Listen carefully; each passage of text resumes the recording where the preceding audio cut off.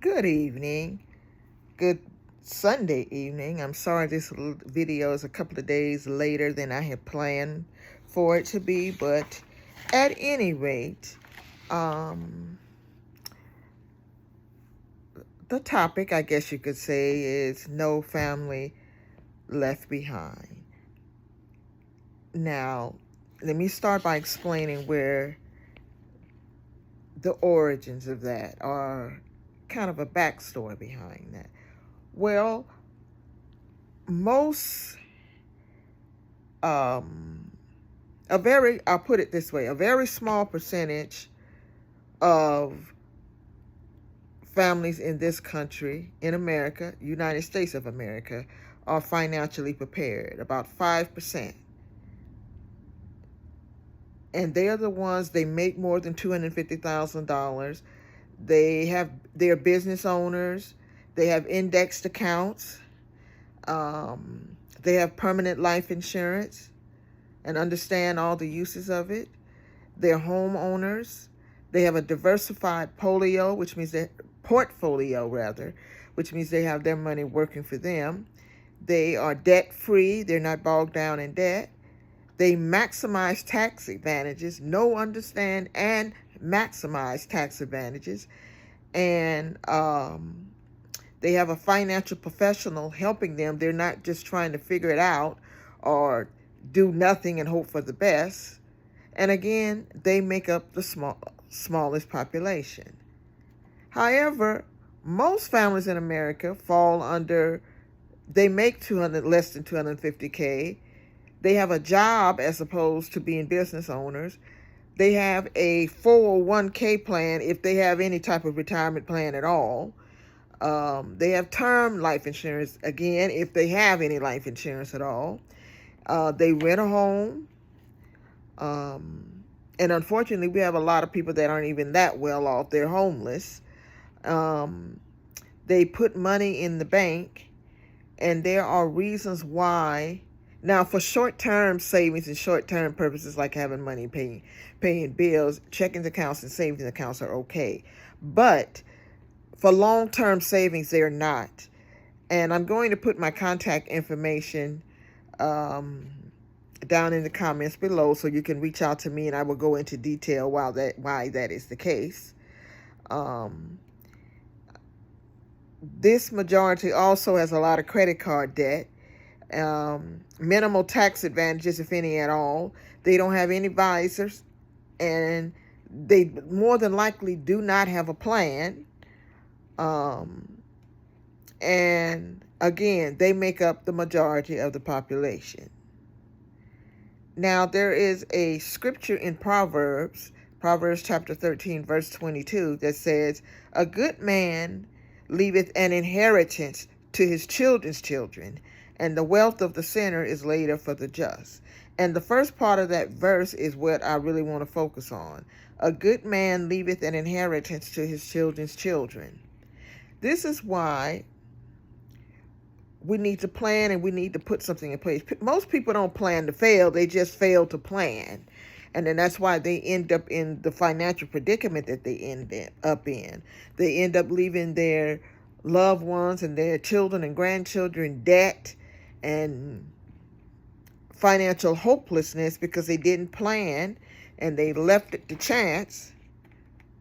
And this is why I'm doing what I'm doing to try to help rectify that. And particularly our people. And when I say people, I mean our people. I mean people that look like me.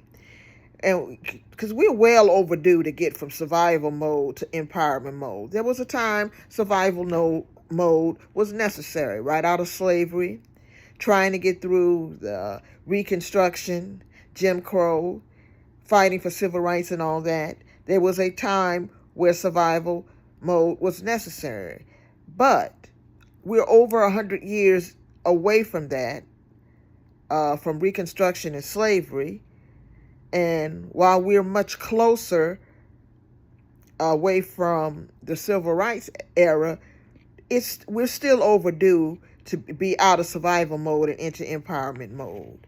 And the reason I believe so strongly that the time is now for us to step into that and start producing for ourselves. providing for ourselves, not depending on other people. Other nationalities come into our communities and set up shop and make money off of us and take the money out of the community. So it's time we put our own businesses in our own community so that that money can stay there. And as I was starting to say, one of the reasons I believe so strongly that the time is now for us to step into that season of economic empowerment is that the days of systematic roadblocks, hurdles, stumbling blocks, and impediments that forced us into survival mode to begin with are numbered. Now, it was confirmed by a post that I saw on social media. It's been in my spirit a long time. But God has allowed Donald Trump back into the White House, as horrible as it may seem, and as despairing as it can feel at times. God has allowed Donald Trump, and I said allowed, not put him back, but allowed, there's a difference, has allowed him back into the White House as a vessel to bring about an overdue judgment on this country because of all the atrocities done to non-whites, starting with the Native Americans. This country, we need to stop saying that, falling back on that phrase in the Pledge of Allegiance, one nation under God, because this nation was not founded on God. Now, aside from the fact it was actually founded on freedom of religion, the foundation that it was built on was a very shaky one, to say the least. You don't come somewhere and see a group of people already there, and because they are different, you choose to take advantage and feel that it's okay for you to covet in the name of colonializing, and then push them into a corner. And then out of desperation, when they sell to you hundreds of years later, well, they sold it to us. Yeah, but under what conditions? Then there's another group of people, the Mexicans, that were already occupying a vast majority of the western part of this country: California, Arizona, New Mexico, Texas, parts of Colorado, Nevada, and maybe a few that I'm missing.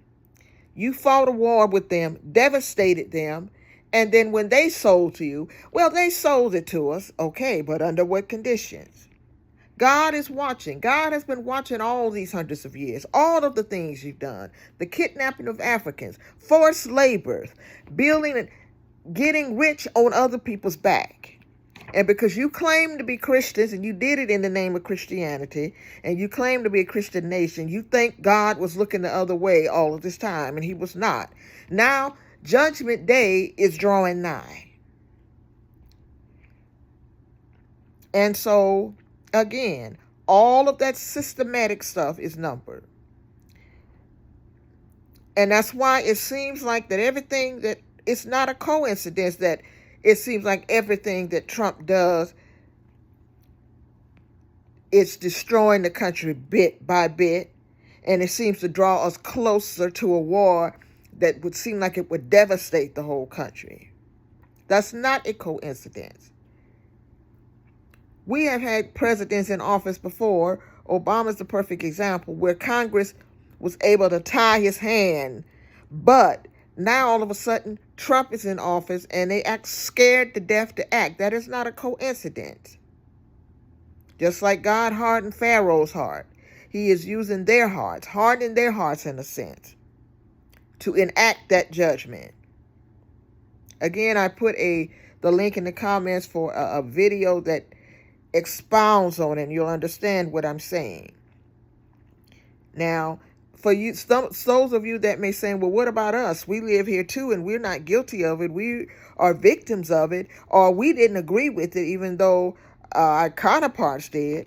Well, I believe God will protect those of us who have been oppressed and those who are not guilty, the same way that he put his hedge of protection around the Hebrews when he unleashed the plagues of judgment on the Egyptian in the days of old. But again, let's start preparing ourselves. We got to stop depending Meanwhile, things have been rolled back, and they are attempting to take away even more of our civil safety nets. And so we can't depend on handouts or hand-ups from people that never wanted us at the table to start with. We have to start becoming economically independent or sufficient of our own selves.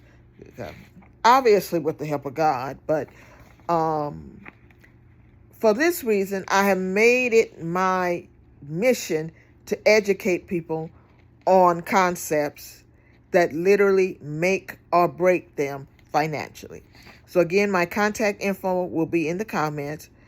Feel free and do not hesitate to reach out to me for questions on anything, the financial concepts that I alluded to. I did not go into detail about them on this video because it's not a one size fit all. It's basically like going to the doctor and the doctor takes into consideration all of your health dynamics and then prescribes treatment and what have you based on those findings. Same thing with finances. So again, my contact information is down in the comments. Don't forget to like and subscribe. Thank you and God bless.